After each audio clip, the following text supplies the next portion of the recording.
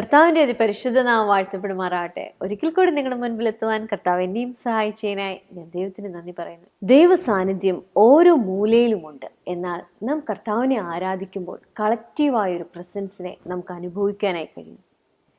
ഇന്നത്തെ വിഷയം കർത്താവിൻ്റെ ഗ്ലോറിയെക്കുറിച്ചിട്ടാണ്. കർത്താവിൻ്റെ ഗ്ലോറി നമ്മുടെ മേൽ വരുമ്പോൾ നമുക്കുണ്ടാവുന്ന വ്യത്യാസം എന്താണ്?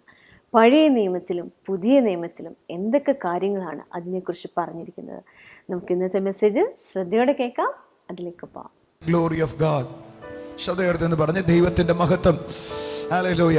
ഞാൻ കഴിഞ്ഞ ദിവസങ്ങളിൽ എപ്പോഴോ ദൈവദിനം പഠിക്കുമ്പോൾ പഴയ നിയമത്തിലും പുതിയ നിയമത്തിലും ഇതേ വാക്കുകൾ തന്നെ വ്യത്യസ്തമായിട്ടാണ് ഉപയോഗിച്ചിട്ടുള്ളത്. പഴയ നിയമത്തിൽ ഗ്ലോറിയെക്കുറിച്ച് ഞാൻ പഠിച്ചപ്പോൾ എനിക്ക് മനസ്സിലായി, ദൈവത്തിൻ്റെ ഗ്ലോറി വെളിപ്പെട്ടു എന്ന് മാത്രമല്ല, പഴയ നിയമത്തിൽ ദൈവത്തിൻ്റെ ഗ്ലോറി വെളിപ്പെട്ടപ്പോൾ അത് വിസിബിൾ ആയിരുന്നു, കാണാമായിരുന്നു. വേറെ ഭാഷയിൽ പറഞ്ഞാൽ ദൈവത്തിൻ്റെ ഗ്ലോറി വെളിപ്പെട്ടിടത്തെല്ലാം ആളുകൾ പറഞ്ഞു അവരുടെ കണ്ണുകൊണ്ട് എന്ത് കണ്ടു? ദൈവത്തിൻ്റെ ഗ്ലോറി കണ്ടു. ഞാൻ ആ വാക്കുകളൊക്കെ ഒന്ന് പഠിച്ചു. അതിൽ ഒരു വാക്ക് ഉപയോഗിച്ചിരിക്കുന്നത് തേജസ് എന്നാണ്, ഒരു വാക്ക് ഉപയോഗിച്ചിരിക്കുന്നത് മഹിമ എന്നാണ്, ഒരു വാക്ക് ഉപയോഗിച്ചിരിക്കുന്നത് മഹത്വം എന്നാണ്, വേറൊരു വാക്ക് ഉപയോഗിച്ചിരിക്കുന്നത് ദൈവ സാന്നിധ്യം എന്നാണ്, വേറൊരു വാക്ക് ഉപയോഗിച്ചിരിക്കുന്നത് വലിയൊരു പ്രകാശം എന്നാണ്, ഒരു വാക്ക് ഉപയോഗിച്ചിരിക്കുന്നത് ഷെക്കേന എന്നാണ്. നിങ്ങൾ എൻ്റെ കൂടെ ഉണ്ടോ? ഒരു ഹല്ലേലൂയ പറയാമോ? ഇനി പുതിയ നിയമത്തിലേക്ക് വന്നാലോ? പുതിയ നിയമത്തിലും അങ്ങനെ ചില വാക്കുകൾ ഉപയോഗിച്ചിട്ടുണ്ട്. ഒന്ന് ദൈവസാന്നിധ്യം ഉപയോഗിച്ചിട്ടുണ്ട്, രണ്ട് ദൈവത്തിൻ്റെ മഹത്വം എന്ന് ഉപയോഗിച്ചിട്ടുണ്ട്, ദൈവത്തിൻ്റെ ഗ്ലോറി എന്ന് ഉപയോഗിച്ചിട്ടുണ്ട്, അല്ലെങ്കിൽ മഹിമ എന്ന് ഉപയോഗിച്ചിട്ടുണ്ട്. ഒരു ഹല്ലേലൂയ പറഞ്ഞാട്ട്. എന്നാൽ രണ്ട് നിയമങ്ങളിലും ഞാൻ വായിക്കാൻ തുടങ്ങിയപ്പോൾ എനിക്ക് മനസ്സിലായ ഒരു കാര്യം, പഴയ നിയമത്തിൽ കുറെ കൂടെ ദൈവത്തിൻ്റെ ഗ്ലോറി വെളിപ്പെട്ടപ്പോൾ അത് വിസിബിൾ ആയിരുന്നു, കാണാമായിരുന്നു. അടുത്തിരിക്കുന്ന ആളെ കൈ കൊടുത്തിരുന്നു പറഞ്ഞ്, പഴയ നിയമത്തിൽ ദൈവത്തിൻ്റെ മഹത്വം വെളിപ്പെട്ടപ്പോൾ അതെങ്ങനെയായിരുന്നു? കാണാം. അപ്പോൾ പുതിയ നിയമത്തിൽ ദൈവത്തിൻ്റെ മഹത്വം കാണത്തക്ക വിധത്തിൽ വെളിപ്പെട്ടില്ല എന്നാണോ പറയുന്നത്? ദൈവത്തിൻ്റെ മഹത്വം വെളിപ്പെട്ടില്ലെന്നല്ല ഞാൻ പറഞ്ഞത്. എന്നാൽ കുറെ കൂടെ പഴയ നിയമത്തിൽ നമ്മൾ വായിക്കുമ്പോൾ ദൈവത്തിൻ്റെ ഗ്ലോറി എന്ത് ചെയ്യാമായിരുന്നു? കാണത്തക്ക വിധത്തിലാണ് വെളിപ്പെട്ടെ. ചില ആളുകൾ എന്നോട് ചിന്തിക്കുന്നുണ്ട്, ഇവിടെ ഇരുന്നുണ്ട്, ബ്രദറെ ഈ ഗ്ലോറി എന്ന് പറയുന്നതിൽ എന്താ അർത്ഥമാക്കുന്നത്? ഞാൻ എൻ്റെതായ ഒരു ഡെഫിനിഷൻ പറയട്ടെ. നമുക്ക് ഈ ഭൂമിയിൽ എല്ലായിടത്തും എന്ത് കാണാം? ദൈവത്തിൻ്റെ സാന്നിധ്യം കാണാം. എന്നാൽ ആ കാണുന്ന സാന്നിധ്യത്തിൽ നിന്ന് വ്യത്യസ്തമാണ് നമ്മൾ ഇവിടെ ആരാധിക്കുമ്പോൾ അനുഭവിക്കുന്നത്, അല്ലേ? മുക്കിലും മൂലിലും ദൈവത്തിൻ്റെ സാന്നിധ്യമല്ലേ? ഉണ്ട്, ദൈവം എല്ലായിടത്തും ഉണ്ട്. പക്ഷെ നമ്മളിവിടെ നിന്ന് ആരാധിക്കുമ്പോൾ ദൈവത്തിൻ്റെ സാന്നിധ്യം അനുഭവിക്കുന്നത് കുറെ കൂടെ കളക്റ്റീവായിട്ട് നമുക്ക് അനുഭവിക്കാൻ പറ്റും. സന്തോഷം അനുഭവിക്കാൻ പറ്റും, തുള്ളിച്ചാടാൻ തോന്നും, ആനന്ദം അനുഭവിക്കാൻ പറ്റും. അത് കളക്റ്റീവായ പ്രസൻസ് വെളിപ്പെടുമ്പോഴാണ്. കുറച്ചും കൂടെ കയറി പറഞ്ഞാൽ എന്ത് പറയാം? ആ കളക്റ്റീവായ പ്രസൻസ് അല്ലെങ്കിൽ ആ കൂടി വരുന്ന പ്രസൻസ് കാണത്തക്ക വിധത്തിൽ വെളിപ്പെടുന്നതിനെയാ ദൈവത്തിൻ്റെ ഗ്ലോറി വെളിപ്പെട്ടു അല്ലെങ്കിൽ ദൈവത്തിൻ്റെ മഹത്വം വെളിപ്പെട്ടു എന്ന് പറയുന്നത്. ഞാൻ വാചകം നിങ്ങളുടെ തലയിൽ കയറിയോ? എന്താ ഞാൻ പറഞ്ഞേ? നിങ്ങളൊന്ന് പറഞ്ഞേ. ദൈവത്തിൻ്റെ സാന്നിധ്യം അത് കളക്റ്റീവായിട്ട് നമുക്ക് അല്ലെങ്കിൽ കാണത്തക്ക വിധത്തിൽ മാനിഫെസ്റ്റഡ് ആകുന്നതിനെ അല്ലെങ്കിൽ വെളിപ്പെടുന്നതിനെ എന്ത് വിളിക്കുന്നത്? ദൈവത്തിൻ്റെ ഗ്ലോറി വെളിപ്പെട്ടു എന്ന് പറയുന്നത്. പഴയ നിയമത്തിൽ ദൈവത്തിൻ്റെ ഗ്ലോറി വെളിപ്പെട്ടപ്പോൾ പലർക്കും അത് വിസിബിൾ ആയിരുന്നു, എന്ന് പറഞ്ഞാൽ കണ്ണുകൊണ്ട് കാണാമായിരുന്നു. ഞാൻ അതുകൊണ്ട് ഇന്ന് പഴയ നിയമത്തിൽ വെളിപ്പെട്ട ഗ്ലോറിയെയും പുതിയ നിയമത്തിൽ വെളിപ്പെട്ട ഗ്ലോറിയെയും നിങ്ങൾക്കൊന്ന് ചെറുതായി പരിചയപ്പെടുത്തി കൊടുക്കാൻ പോവാം. എൻ്റെ കൂടെ ഉണ്ടോ? ഒരു ഹല്ലേലൂയ പറയാം. ഞാൻ ഉറപ്പ് പറയാം കേട്ടോ, ഇത് കഴിയണേക്കാൾ മുമ്പ് അസാധാരണമായ ചിലതൊക്കെ നടക്കാൻ തുടങ്ങും. 100%. ഒരു ഹല്ലേലൂയ പറഞ്ഞാട്ട്. ഞാനതിനെ 2 പേരിനാൽ പറയാനാണ് എനിക്കിഷ്ടം. അടുത്ത ആഴ്ചകളിൽ കുറച്ചും കൂടെ അത് വിശദീകരിക്കാം. പഴയ നിയമത്തിൽ വെളിപ്പെട്ട ദൈവത്തിൻ്റെ ഗ്ലോറിയെ ഞാൻ ഇങ്ങനെയാണ് വിളിക്കാൻ ആഗ്രഹിക്കുന്നത്, ഷെക്കേന പ്രസൻസ് എന്ന് പറയാവോ? പഴയ നിയമത്തിൽ വെളിപ്പെട്ട ദൈവത്തിൻ്റെ ഗ്ലോറി എന്ത് വിളിക്കാം? ഷെക്കേന സാന്നിധ്യം എന്ന് പറഞ്ഞ്, ഷെക്കേന പ്രസൻസ്. എല്ലാവരും പറഞ്ഞ് ദ ഷെക്കേന പ്രസൻസ്. പുതിയ നിയമത്തിൽ ദൈവത്തിൻ്റെ സാന്നിധ്യം അല്ലെങ്കിൽ ഗ്ലോറി വെളിപ്പെട്ടത് ഞാൻ പഠിച്ചപ്പോൾ എനിക്ക് മനസ്സിലായത് ദ പ്രസൻസ് ഓഫ് ജീസസ് ആണ്, യേശുവിൻ്റെ സാന്നിധ്യമാണ്. നിങ്ങളൊന്ന് എഴുതി വെക്കണേ ഏതാ, എങ്കിലും എനിക്കിത് പണിഞ്ഞ് നിങ്ങളെ അങ്ങോട്ട് കൊണ്ടുവരാൻ ഒക്കത്തുള്ളൂ. ഒന്ന്, നിങ്ങളൊന്ന് പറഞ്ഞേ ഷെക്കേന ഗ്ലോറി, അല്ല ഷെക്കേന പ്രസൻസ് എന്ന് പറഞ്ഞേ. പ്രസൻസ് ഓഫ് ദ ഷെക്കേന അല്ലെങ്കിൽ ഷെക്കേന പ്രസൻസ്, അല്ലെങ്കിൽ അടുത്ത പുതിയ നിയമത്തിലെ ഗ്ലോറിക്ക് എന്തോ പറഞ്ഞ ഞാൻ പ്രസൻസ് ഓഫ് ജീസസ്. നമുക്ക് പഴയ നിയമത്തിലെ ചില വാക്യങ്ങളിലേക്ക് വരാം. ഒരു വാക്യം എടുത്താട്ടെ. ഒന്ന്, പുറപ്പാട് പുസ്തകം 16-ാം അധ്യായം അതിൻ്റെ 10-ാമത്തെ വാക്യം. എല്ലാവരും എടുക്കാവോ? പുറപ്പാട് പുസ്തകം 16-ാം അധ്യായം അതിൻ്റെ 10-ാമത്തെ വാക്യം നമുക്ക് ഒരുമിച്ചൊന്ന് വായിക്കാവോ? അഹരോൻ ഇസ്രായേൽ മക്കളുടെ സർവ്വസംഘത്തോടും സംസാരിക്കുമ്പോൾ അവർ മരുഭൂമിക്ക് നേരെ തിരിഞ്ഞു നോക്കി യഹോവയുടെ തേജസ് മേഘത്തിൽ വെളിപ്പെട്ടിരിക്കുന്നത് കണ്ടു. എല്ലാവരും ഒന്ന് പറയാവോ? യഹോവയുടെ തേജസ് മേഘത്തിൽ വെളിപ്പെട്ടത് കണ്ടു. എല്ലാ കാര്യവും ഉയർത്തി പറഞ്ഞേ. മേഘത്തിൽ വെളിപ്പെട്ട ദൈവ തേജസ്. എല്ലാവരും പറഞ്ഞേ. അതെന്ത് ചെയ്തു എന്നാ പറയുന്ന വേദപുസ്തകം? കണ്ണുകൊണ്ട് അവർ കണ്ടു. എല്ലാവരും പറഞ്ഞേ, എന്നെ കണ്ടു.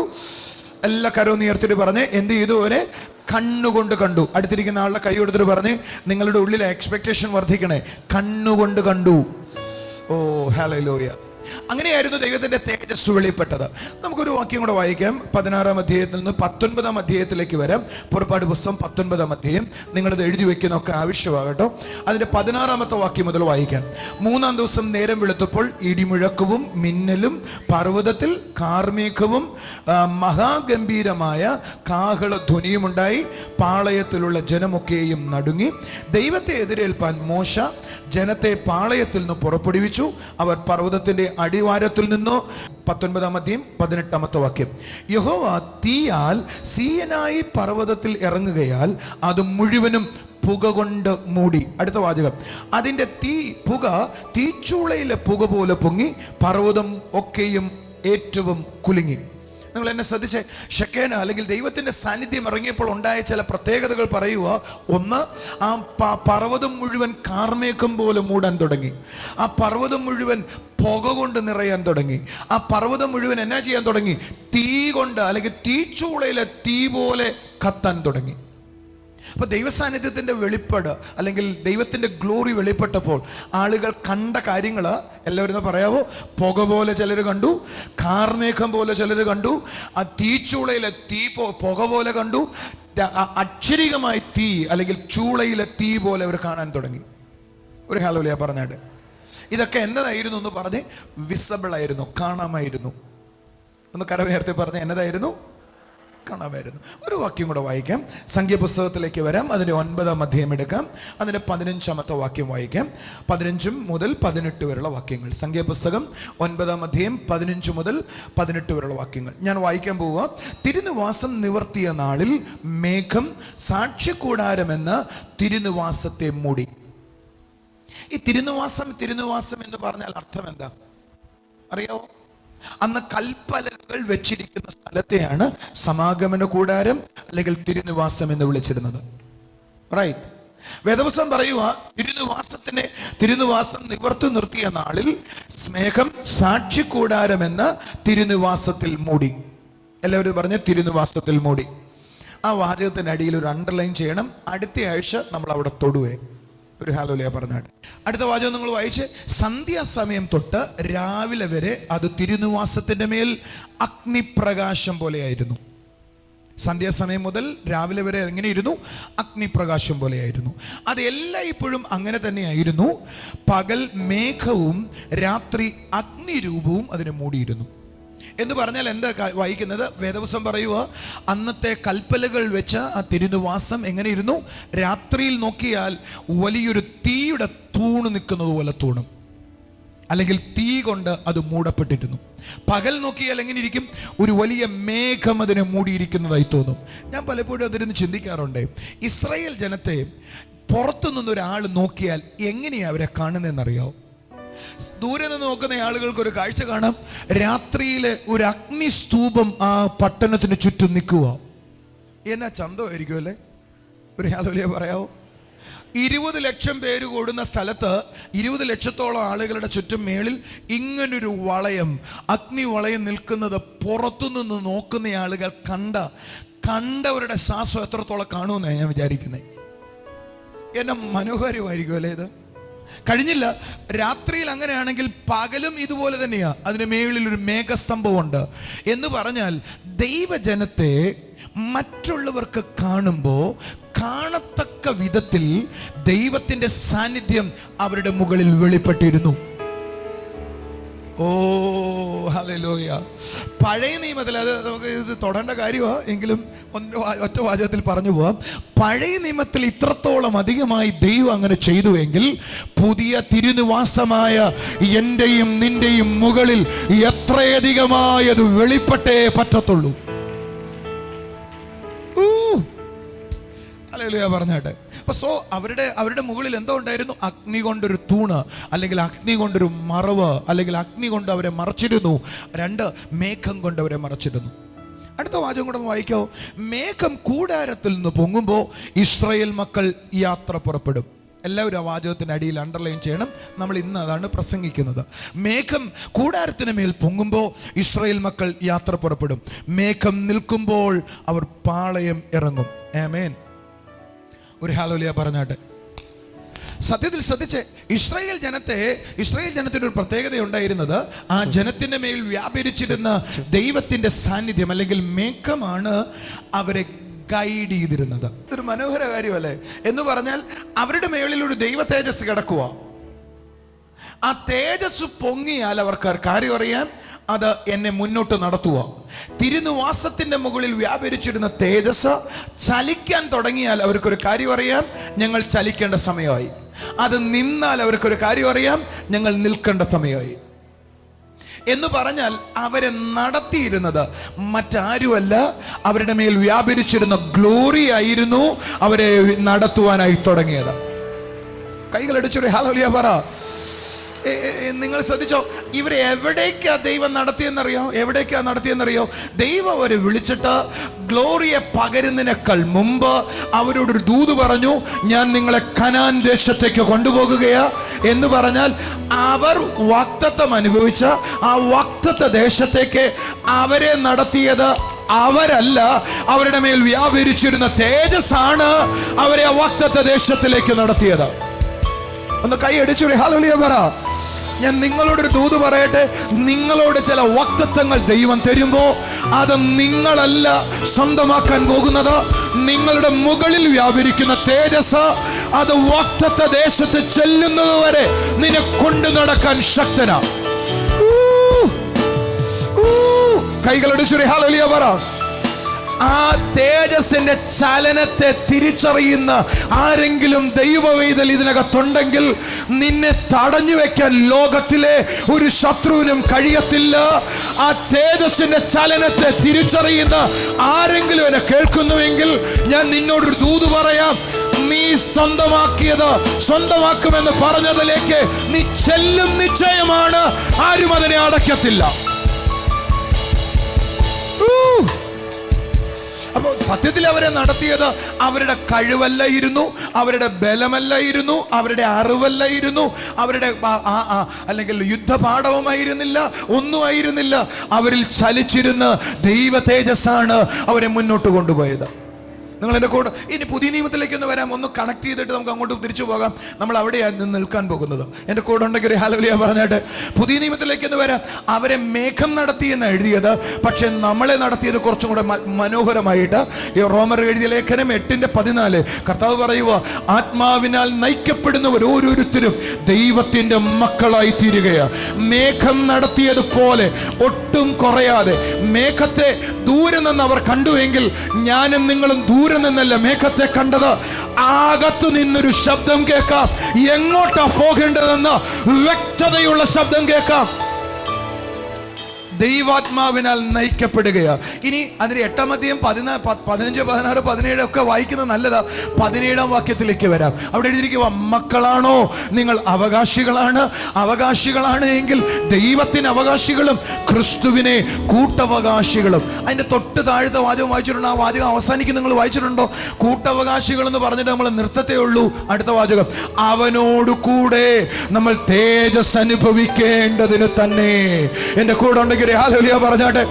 സഹോദര, അന്ന് ഇസ്രായേൽ ജനത്തിന്റെ മുകളിൽ വ്യാപരിച്ച അതേ മേഘം ഇന്ന് നിന്റെയും മേൽ വ്യാപരിക്കുന്നുണ്ട്. നീ എവിടാണോ വാഗ്ദത്തമായി അനുഭവിക്കേണ്ടത് അതിലേക്ക് കടന്നു കയറ്റുവാൻ, നിന്നെ കൊണ്ടു ചെല്ലുവാൻ അത് നിന്റെ മേൽ വ്യാപരിക്കുന്നതിനായി സ്തോത്രം. കൈകളടിച്ചൊരു ഹല്ലേലൂയ പറഞ്ഞാട്ടെ. നിന്റെ മേൽ വ്യാപരിക്കുന്ന ഒരു ദൈവ തേജസ് ഉണ്ട്. Come on, hallelujah. അത് നിന്നെ എവിടെ എത്തിക്കുവാൻ ശക്തമാ.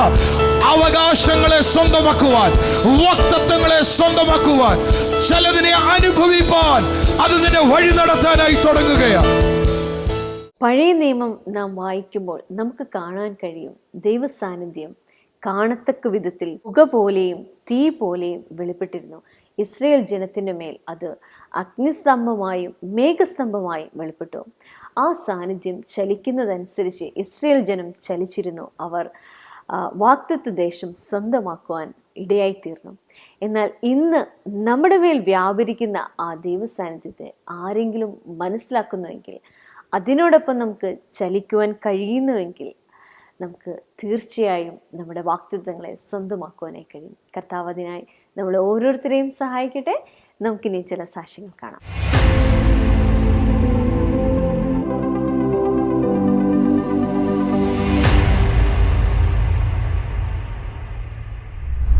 നമ്പർ 84.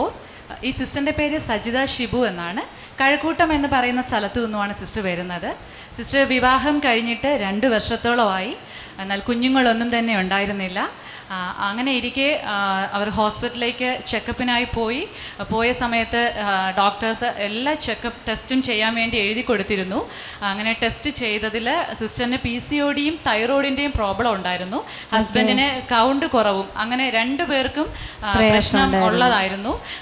എന്നാൽ ഡോക്ടേഴ്സ് പറഞ്ഞത് PCODയും തൈറോയിഡും ഉള്ളത് കൊണ്ട് സിസ്റ്റർ പ്രഗ്നൻ്റ് ആകാൻ ഒത്തിരി ലേറ്റ് ആകും എന്നാണ് ഡോക്ടേഴ്സ് പറഞ്ഞിട്ടുണ്ടായിരുന്നത്.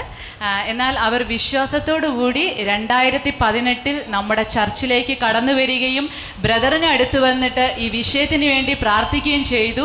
സിസ്റ്റർ ഇപ്പോൾ നമ്മുടെ മുമ്പിൽ പറയുന്നത് ഇപ്പോൾ സിസ്റ്റർ ക്യാരിയിങ് ആണ്, 7 മാസം പ്രഗ്നന്റ് ആണെന്നാണ് നമ്മുടെ മുമ്പിൽ സാക്ഷ്യപ്പെടുത്തുന്നത്. കൈയടിച്ച് കർത്താവിനെ സ്തുതിച്ചേ. ആമേൻ.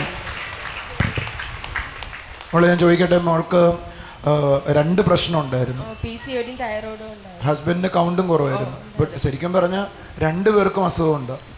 കുഞ്ഞുങ്ങളുണ്ടാകാൻ പ്രയാസമായിരുന്നു. ലേറ്റ് ആവുമെന്ന് പറഞ്ഞായിരുന്നു ഡോക്ടർ. ലേറ്റ് ആവുമെന്ന് പറഞ്ഞു. എന്നാൽ ഇപ്പോൾ പ്രാർത്ഥിച്ചിന് എത്ര മാസത്തിലെ മോള് ക്യാരി ചെയ്തത്? മാർച്ച് 11 ലാസ്റ്റ് ഇതായിരുന്നത്. ഓക്കെ. പിന്നെ ഞാൻ ചോദിച്ചത് മോള് എന്നാ ഇവിടെ വന്നത്? ഞാൻ 2018 ജനുവരി 20 ഇവിടെ വന്നത്. 3-ാം മാസം മോള് ഗർഭിണിയായി. കൈയടിച്ച് കർത്താവിനെ സ്തുതിച്ചേ. ആമേൻ. ഒരു വലിയ കാര്യമോ? കുറച്ചും കൂടെ ചുണയായിട്ട് കൈയടിക്കാൻ നമുക്ക്. ആമേൻ. ഹസ്ബൻഡിനും കൗണ്ട് കുറവാണ്, തനിക്ക് PCODയും തൈറോയിഡും ഉണ്ട്. എന്നാൽ ദൈവം അതിന് മേലും അസാധാരണമായി പ്രവർത്തിച്ചു. ആമേൻ. കർത്താവ് ഇതിന് മോൾ ആരോഗ്യത്തോടെ ആയിരിക്കാനും സുഖമായൊരു പ്രസവം ഉണ്ടാകുവാനും കർത്താവിൻ്റെ കരമിടയാക്കിയാണ്. Thank you. ബ്രദർ, ഈ ബ്രദറിൻ്റെ പേര് ശ്രീകാന്ത് എന്നാണ്. വർക്കലയിൽ നിന്നാണ് ഈ ബ്രദർ വരുന്നത്. ബ്രദറിൻ്റെ വിവാഹം കഴിഞ്ഞിട്ട് 3 വർഷമായി. കുട്ടികളൊന്നും തന്നെ ഉണ്ടായിരുന്നില്ല. തൻ്റെ അപ്പച്ചിയാണ്. അപ്പച്ചി നമ്മുടെ ചർച്ചിൽ റെഗുലറായിട്ട് വന്നുകൊണ്ടിരിക്കുന്നതാണ്. അപ്പച്ചി മുഖാന്തരമാണ് ഇങ്ങനെ ഒരു മീറ്റിങ്ങിനെ പറ്റി ബ്രദർ അറിയുന്നത്. അങ്ങനെ ബ്രദർ കഴിഞ്ഞ മാർച്ചിൽ ഡെലിവറൻസ് മീറ്റിങ്ങിനായിട്ട് കടന്നു വന്നു. അഞ്ജലി വന്നു. ബ്രദർ പ്രാർത്ഥിച്ചിട്ട് ഇങ്ങനെ പറഞ്ഞു, 6 മാസത്തിനകം നിന്റെ വൈഫ് ക്യാരി ചെയ്യുമെന്ന് പറഞ്ഞു. 3 വർഷമായിട്ട് കുഞ്ഞുങ്ങളില്ല. അപ്പം കുഞ്ഞുങ്ങളില്ലാത്തതിൻ്റെ പേരിൽ ഹോസ്പിറ്റലിലൊക്കെ കൊണ്ടുപോയിരുന്നു. ഹോസ്പിറ്റലിൽ കൊണ്ടുപോയപ്പം തനിക്ക് PCOD ഉണ്ടെന്ന് പറഞ്ഞു. അത് മാറാതെ ക്യാരി ആവത്തില്ലെന്നാണ് ഡോക്ടർ പറഞ്ഞിരുന്നത്. അങ്ങനെ ബ്രദർ അവിടെ വന്നു, പ്രാർത്ഥിച്ചു. ഡെലിവറൻസ് മീറ്റിങ്ങിന് വന്നു, പ്രാർത്ഥിച്ചു. വിശ്വാസത്തോടെ താൻ കടന്നുപോയി. കഴിഞ്ഞ 2 ആഴ്ചയ്ക്ക് മുമ്പ് തൻ്റെ വൈഫ് തലയിറങ്ങി വീണതിനെ തുടർന്ന് ഹോസ്പിറ്റലിൽ കൊണ്ടുപോയി. അവിടെ കൊണ്ടുപോയി കാണിച്ചപ്പോൾ ഡോക്ടർമാർ പറഞ്ഞു താൻ ക്യാരി ആണെന്ന് പറഞ്ഞു. മാത്രമല്ല സ്കാൻ ചെയ്ത് നോക്കിയപ്പോൾ ആ PCOD ഒന്നും തന്നെ അവിടെ ഇല്ല. കർത്താവ് പരിപൂർണമായി സൗഖ്യമാക്കിയതാണ് സാക്ഷ്യം പറയുന്നത്. സ്കാനിങ് റിപ്പോർട്ടുമായിട്ട് വന്ന് സാക്ഷ്യം പറയണേ. അപ്പോൾ PCOD ഉണ്ടായിരുന്നു. PCOD ഉണ്ടായതുകൊണ്ട് കുഞ്ഞുങ്ങളുണ്ടാകാൻ പ്രയാസമെന്ന് പറഞ്ഞു. 3 വർഷം കുഞ്ഞുങ്ങളില്ലായിരുന്നു. ഇപ്പം എന്നാ നിങ്ങളിവിടെ ക്യാമ്പിന് വന്നേ? മാർച്ചില് വന്നേ. അപ്പച്ചി പിടിച്ചോണ്ട് വന്നത് തന്നെ. അല്ല, ഞാനും വൈഫും എല്ലാം വന്ന് വൈഫിനെ ബ്രദർ വിളിച്ച് പറഞ്ഞിട്ട് പറഞ്ഞു നിന്റെ വയറ്റിലെ അസുഖം എല്ലാം മാറി എന്ന് പറഞ്ഞു. അവളെ ഞാൻ ഇടയിൽ നിന്ന് വിളിച്ചായിരുന്നു. വിളിച്ചിട്ട് അവളോട് ദൂത് പറഞ്ഞു നിന്റെ വയറ്റിലെ അസുഖമായി. ഇപ്പൊ സ്കാൻ ചെയ്തപ്പോ മുഴയില്ല, മുഴയില്ല, ഒന്നുമില്ല. ഇപ്പൊ തലറങ്ങി വീണ് അങ്ങനെ ആശുപത്രി കൊണ്ട് ചെന്നപ്പോ നിനക്ക് പോലും മനസ്സിലായില്ല അവള് ക്യാരിയായത്. കർത്താവിന് കൈയടിച്ച് കർത്താവിനെ സ്തുതിച്ചേമേ. യൂട്രസിലെ മുഴ മാറിയെന്ന് മാത്രമല്ല, ഒരു കുഞ്ഞിനെ കർത്താവ് കൊടുത്തിരിക്കുക. ചുണയായിട്ട് കൈയടിക്കാൻ ആമേൻ പറയാം. നമ്പർ 93 ബ്രദറെ, ഈ സിസ്റ്ററിൻ്റെ പേര് ലക്ഷ്മി എന്നാണ്. തിരുവല്ലം എന്ന സ്ഥലത്ത് നിന്നാണ് വരുന്നത്. സിസ്റ്റർ 7 വർഷമായിട്ട് ഒരു ബ്യൂട്ടി പാർലർ നടത്തുകയായിരുന്നു. എന്നാൽ പെട്ടെന്ന് ഹൗസ് ഓണർ പറഞ്ഞു ആ കട ഒഴിഞ്ഞു പോകണമെന്ന് പറഞ്ഞു. അപ്പോൾ സിസ്റ്ററിന് ഭയങ്കര ബുദ്ധിമുട്ടായി, സാധനങ്ങളെല്ലാം പെട്ടെന്ന് മാറ്റുന്നതിന് വളരെ ബുദ്ധിമുട്ടായി. എന്നിട്ട് അദ്ദേഹം വളരെയധികം കളിയാക്കുകയും ചെയ്തു. നിങ്ങൾ ഇവിടുന്ന് പോയാലും നിങ്ങൾക്ക് വർക്കൊന്നും കിട്ടത്തില്ല എന്ന് പരിഹസിച്ചു എന്നാണ് സിസ്റ്റർ പറയുന്നത്. എന്നാൽ കർത്താവ് എനിക്ക് വർക്ക് തരുമെന്ന് പറഞ്ഞപ്പോൾ യേശു അങ്ങനെ വർക്ക് തരുമോ എന്ന് ചോദിച്ച് സിസ്റ്ററിനെ കളിയാക്കി. എന്നാൽ സിസ്റ്റർ പറയുന്നത്, സിസ്റ്റർ വിശ്വാസത്തോടെ പ്രാർത്ഥിച്ചു, ഞാൻ ദൈവരാജ്യത്തിലാണ്, ദൈവിക നന്മകൾ ഞാൻ അനുഭവിക്കുമെന്ന് പറഞ്ഞ് വിശ്വാസത്തോടെ പ്രാർത്ഥിച്ചു. അപ്പോൾ തന്നെ ഒരു 2 റൂമുള്ള ഒരു ബ്യൂട്ടി പാർലർ സിസ്റ്ററിന് റെൻറ്റിന് കിട്ടി. അത് ഫുൾ ഫർണിഷ്ഡ് ആയിരുന്നു. കർത്താവ് അധികമായ നന്മയിലേക്ക് തന്നെ നടത്തി എന്നാണ് സാക്ഷ്യപ്പെടുത്തുന്നത്. മേൽത്തരമായത് അടുത്തിരിക്കുന്നവരോട് പറഞ്ഞ മേൽത്തരമായത്. Thank you. കൂടാതെ തൻ്റെ മകളുടെ കുഞ്ഞിന് വയറുവേദനയായി അടുത്തിടെ ഹോസ്പിറ്റലിൽ കൊണ്ടുപോയി. എന്നാൽ അവിടുത്തെ ഡോക്ടേഴ്സ് പരിശോധിച്ചിട്ട് വേഗം തന്നെ മെഡിക്കൽ കോളേജിൽ കൊണ്ടുപോകാൻ പറഞ്ഞു. അവിടെ ചെന്നപ്പോൾ ഡോക്ടേഴ്സ് മൂക്കിൽ എന്തോ ഇരിക്കുന്നല്ലോ എന്ന് പറഞ്ഞ് നോക്കി പരിശോധിച്ചപ്പോൾ നാസാദ്വാരങ്ങളിലും 2 മുത്തുകൾ ഇരിക്കുന്നത് കണ്ടു. അത് എന്നാണ് ഈ മോളെ എടുത്തു വെച്ചതെന്ന് വീട്ടിലെ ആർക്കും തന്നെ അറിയത്തില്ലായിരുന്നു. എന്നാൽ സിസ്റ്റർ പറയുന്നത് വെറുതെ മെഡിസിൻ ഒഴിച്ച് അത് റിമൂവ് ചെയ്തു. മോൾക്ക് ശ്വാസതടസ്സമോ യാതൊരു ബുദ്ധിമുട്ടോ ഉണ്ടായില്ല. 2 മുത്തുണ്ടായിരുന്നു. കർത്താവ് അത്ഭുതകരമായി തന്റെ കുഞ്ഞിനെ രക്ഷിച്ചു, കരുതി എന്നാണ് സിസ്റ്റർ. നമ്പർ 56 ബ്രദറെ, ഈ ആൻറ്റിയുടെ പേര് പ്രമീള എന്നാണ്. കരമന എന്ന സ്ഥലത്തു നിന്ന് വരുന്നു. കർത്താവ് ആൻറ്റിയുടെ ജീവിതത്തിൽ വന്നപ്പോൾ ലഭിച്ച 1000 നന്മകളാണ് ആൻറ്റിക്ക് പറയാനുള്ളത്. ഈ ആൻറ്റിയുടെ ലൈഫ് നേരത്തെ തകർന്ന ഒരു ജീവിതം പോലെയായിരുന്നു. സന്തോഷമില്ലായ്മ, സമാധാനമില്ലായ്മ, നിരാശ, ഇങ്ങനെ ഒത്തിരി വിഷമത്തിലൂടെയാണ് ആൻറ്റി പോയിരുന്നത്. കൂടാതെ ആൻറ്റി പറയുന്നത് ആൻറ്റിക്ക് സൂയിസൈഡ് ടെൻഡൻസി ഉണ്ടായിരുന്നു. എന്നാൽ ആ സമയത്താണ് കർത്താവിനെ കുറിച്ച് ആൻറ്റി അറിഞ്ഞത്. ആൻറ്റി പറയുന്നത് കർത്താവിനെ അറിഞ്ഞ ആ നിമിഷം മുതൽ തൻ്റെ ജീവിതത്തിൽ സന്തോഷവും സമാധാനവും നന്മയും വരുവാൻ ഇടയായി എന്നാണ് ആൻറ്റി പറയുന്നത്. നമ്പർ 57 ബ്രദറെ, ഈ സിസ്റ്ററിൻ്റെ പേര് ലതിക. നരുവാമൂട് എന്ന സ്ഥലത്ത് നിന്നാണ് വരുന്നത്. സിസ്റ്ററിനെ ഭയത്തിൽ നിന്നും രോഗത്തിൽ നിന്നും വിടുവിച്ച ഒരു വലിയ സാക്ഷ്യമാണ് സിസ്റ്ററിനെ പറയുവാനുള്ളത്. സിസ്റ്ററിൻ്റെ നെഞ്ചിൽ വലതുഭാഗത്തായി നീരും വേദനയും ഉണ്ടായിരുന്നു. എന്നാൽ ഇത് കാരണം പണിക്ക് പോകുന്നതിന് കഴിഞ്ഞിരുന്നില്ല, ശരിയായി പണി ചെയ്യാൻ കഴിയുന്നില്ല. കൂടാതെ കിടക്കുവാൻ പോലും കഴിയാതെ വണ്ണം ആഹാരം കഴിക്കുമ്പോൾ വയറ് വീർത്തു വരുന്നത് പോലെ ഒരു അസ്വസ്ഥത ഉണ്ടാകുമായിരുന്നു. എന്നാൽ സിസ്റ്റർ പറയുന്നത് ബ്രദറിൻ്റെ അടുക്കൽ വന്ന് പ്രാർത്ഥിച്ചു. ഇപ്പോൾ ആ നെഞ്ചിലെ നീര് കാണുന്നില്ല, വയറിനുണ്ടായിരുന്ന എല്ലാ പ്രയാസങ്ങളും മാറിപ്പോയി, കർത്താവ് തൊട്ട് സൗഖ്യമാക്കിയെന്നാണ്. നീര് മാറിപ്പോയി, വയറിലെ പ്രയാസം മാറിപ്പോയി, സുന്ദരിയായി നടത്തം. നമ്പർ 59 ബ്രദറെ, ഈ സിസ്റ്ററിൻ്റെ പേര് ലീല എന്നാണ്. ചിറയൻകീഴ് എന്ന സ്ഥലത്ത് നിന്നാണ് വരുന്നത്. 1 വർഷം മുമ്പ് സിസ്റ്ററിന് ഒരു ആക്സിഡൻ്റ് ഉണ്ടായതിനെ തുടർന്ന് കാലിലെ മുട്ടുവേദനയും കാലുവേദനയും ഉണ്ടായിരുന്നു. എന്നാൽ 4 മാസം മുൻപ് ബ്രദറിൻ്റെ അടുക്കൽ വന്ന് പ്രാർത്ഥിച്ചു. അപ്പോൾ തന്നെ സൗഖ്യമായി എന്നാണ് സിസ്റ്റർ സാക്ഷ്യപ്പെടുത്തുന്നത്. കൂടാതെ ഈ 4 മാസം ഉണ്ടായി അതിന് ശേഷമാണ് ഞാൻ ഇവിടെ വന്നത് 4 മാസം മുമ്പ്. അതുവരെ എനിക്ക് നടുവേദനയും മുട്ടുവേദനയും തന്നെ നടക്കാനൊക്കെ പാടും, ബസ്സിൽ കയറാൻ പാടാണ്. 2 സഹായം വേണം, എങ്കിലേ വേണമായിരുന്നു. ഇന്ന് ആരെയും കിട്ടിയില്ല, വിളിച്ചിട്ട് 3-4 ഓരോരുത്തരെയും വിളിച്ചപ്പോൾ ഇന്ന് തനിയെങ്കിൽ വന്ന് പ്രാർത്ഥിച്ചു. എനിക്ക് സാക്ഷ്യം പറയണമെന്ന് പറഞ്ഞുകൊണ്ട് അപ്പം മനസ്സിൽ കരുതി വന്നു. അമ്മയുടെ കാലിൻ്റെ നടുവിൻ്റെ ഒക്കെ വേദന പോയോ? ഈ കൈയാണ് ഒടിഞ്ഞത്, കാലടത്തെ കാലുമാണ് ഒടിഞ്ഞത്. ഇപ്പോഴും ശരിക്കും എനിക്ക് നടക്കാൻ പറ്റുന്നുണ്ട്. അമ്മ ഒരു സഹായത്തിന് ആളെ കൊണ്ടുവരുന്നേ ഉള്ളൂ, മറ്റു പ്രശ്നങ്ങളൊന്നും ഇല്ല. കൈയടിച്ച് കർത്താവിനെ സ്തുതിച്ച നല്ല കാര്യമാണ്. കൂടാതെ 4 മാസമായി നമ്മുടെ ആരാധനയിൽ സംബന്ധിച്ചത് മൂലം സിസ്റ്റർ പറയുന്നത് കുറേ വചനബോധ്യങ്ങൾ ഉണ്ടായി. കഴിഞ്ഞ ആഴ്ചയിൽ സിസ്റ്ററിന് കലശലായ നെഞ്ചുവേദനയുണ്ടായി. രാത്രി 1 മണിക്ക് ആരെയും പ്രയറിന് വിളിക്കാൻ കിട്ടിയില്ല. സിസ്റ്റർ പറയുന്ന സിസ്റ്റർ തന്നെ നെഞ്ചിൽ കൈവച്ച് പ്രാർത്ഥിച്ചു, അപ്പോൾ തന്നെ സൗഖ്യമായി എന്നാണ്. ഒരു നല്ല സാക്ഷ്യമാണ്. ഒന്ന് കൈയടിച്ച് കർത്താവിനെ സ്തുതിച്ച്. അമ്മയ്ക്ക് ദൈവവചനത്തിൽ നിന്ന് ചില ബോധ്യങ്ങൾ ഉണ്ടായെന്നാണ് പറയുന്നത്. ഒന്നും കൂടെ കൈയടിക്കാം, രാമേൻ പറയാം. നമുക്കൊരു നിമിഷം പ്രാർത്ഥിക്കാം. സ്വർഗീയ പിതാവേ, ഈ പ്രോഗ്രാം കണ്ടുകൊണ്ടിരിക്കുന്ന ഓരോ വ്യക്തികളെയും അവിടുത്തെ കരങ്ങളിൽ ഏൽപ്പിക്കുന്ന അപ്പ, യേശുവിൻ്റെ നാമത്തിൽ കർത്താവേ, അവരുടെ മേൽ അവിടുത്തെ ഗ്ലോറി വെളിപ്പെടട്ടെ അപ്പ, അവിടുത്തെ സാന്നിധ്യത്തിൻ്റെ നിറവ് അനുഭവിക്കട്ടെ അപ്പ. Thank you Jesus, thank you Jesus. കർത്താവേ, ശരീരം മുഴുവനും സോറിയാസിസ് പോലെ ചൊരങ്ങ് പോലെ ആയിരിക്കുന്ന, ചൊറിച്ചിലുണ്ടാകുന്ന അവസ്ഥയിലായിരിക്കുന്ന ആ വ്യക്തിനെ അവിടുത്തെ കരങ്ങളിൽ ഏൽപ്പിക്കുന്ന അപ്പ. യേശുവിൻ്റെ നാമത്തിൽ കർത്താവെ ആ വ്യക്തി പരിപൂർണമായും സൗഖ്യമാവട്ടെ അപ്പ. Thank you Jesus, thank you Jesus. കർത്താവെ അവിടുത്തെ പ്രവൃത്തിക്കായി നന്ദി പറയുന്നപ്പ. യേശുപിജ ഇടത്തെ കൈ ഒടിഞ്ഞിട്ട് അത് ഇപ്പോഴും അത് അനായാസം ചലിപ്പിക്കുവാൻ കഴിയാത്ത വിധത്തിലായിരിക്കുന്ന ഒരു വ്യക്തിനെ അവിടുത്തെ കരങ്ങളിൽ ഏൽപ്പിക്കുന്നു. യേശുവിൻ്റെ നാമത്തിൽ കർത്താവെ ആ കൈകളിൽ അവിടുത്തെ ശക്തി വ്യാപരിക്കട്ടെ അപ്പാ. ആ വ്യക്തി ഇപ്പോൾ തന്നെ സൗഖ്യമാവട്ടെ. അവിടുത്തെ ശക്തി അതിന്മേൽ വ്യാപരിക്കട്ടെ. Thank you Jesus, thank you Jesus. കർത്താവെ അവിടുത്തെ കൃപയ്ക്കായി നന്ദി പറയുന്നു. യേശുപിജ വെള്ളം വറ്റാതിരിക്കേണ്ടതിന് പ്രാർത്ഥിച്ചുകൊണ്ടിരിക്കുന്ന, കിണറ്റിലെ വെള്ളം വറ്റാതിരിക്കേണ്ടതിന് പ്രാർത്ഥിച്ചുകൊണ്ടിരിക്കുന്ന ഒരു കുടുംബത്തെ അവിടുത്തെ കരങ്ങളിൽ ഏൽപ്പിക്കുന്നു. യേശുവിൻ്റെ നാമത്തിൽ കർത്താവെ ആ കിണറ്റിലെ വെള്ളം വറ്റാതിരിക്കട്ടെ അപ്പ. വറവ് കാലത്തും അതിൽ സുഭിക്ഷമായ വിധത്തിൽ അവർക്ക് വെള്ളം ലഭിക്കട്ടെ അപ്പ. യേശുപിജ കുടുംബത്തെ അനുഗ്രഹിക്കുന്ന പിതാവേ, അവരുടെ പ്രാർത്ഥന അവർക്ക് അനുഗ്രഹമായി തീരട്ടെ. Thank you Jesus, thank you Jesus. കർത്താവെ എന്നോടൊപ്പം പ്രാർത്ഥിക്കുന്ന ഓരോ കുടുംബങ്ങളെയും അവിടുത്തെ കരങ്ങളിൽ ഏൽപ്പിക്കുന്നു. യേശുവിൻ്റെ നാമത്തിൽ കർത്താവെ അവരുടെ ജീവിതത്തിലായിരിക്കുന്ന പ്രയാസങ്ങളിൽ കർത്താവിൻ്റെ സ്നേഹത്തെ അനുഭവിക്കാൻ തക്കോണം ഇടയാവട്ടെ അപ്പ. Thank you Jesus. ആ പ്രാർത്ഥിക്കുന്ന വിഷയത്തിന്മേൽ അവിടുത്തെ കരം ചലിക്കണമേ എന്ന് പ്രാർത്ഥിക്കുന്നു. സ്വർഗീയ പിതാവേ, അവിടെ ഞങ്ങളുടെ പ്രാർത്ഥന കേട്ടതിനെ സ്തോത്രം. യേശുവിൻ്റെ നാമത്തിൽ തന്നെ ആമേൻ. നാളെ ഇനി കാണുവരെയും കർത്താവ് നമ്മൾ ഓരോരുത്തരെയും അവരുടെ ചിറകിൻ കീഴിൽ മറച്ചുകൊള്ളട്ടെ. God bless you. ആമേൻ.